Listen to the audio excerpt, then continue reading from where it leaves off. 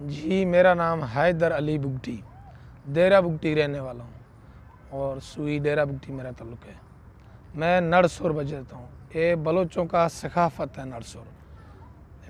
तकरीबन इसका हज़ारों साल के बाद ये साज़ बजाएगा। बलोचों का फ़नकार ख़ानदान में तकरीबन डाडा व परडाडा उसको चला गया। मैं तकरीबन सन 2012 फ़नकारी कर रहा हूँ।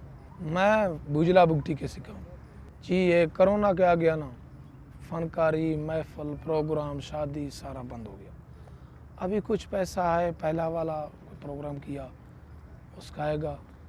और मेरा इलाका सरदार है शादन बुगटी, ग्वाराम बुगटी, लीडर है सरफराज बुगटी, उसको मदद किया, बस गुजारा किया।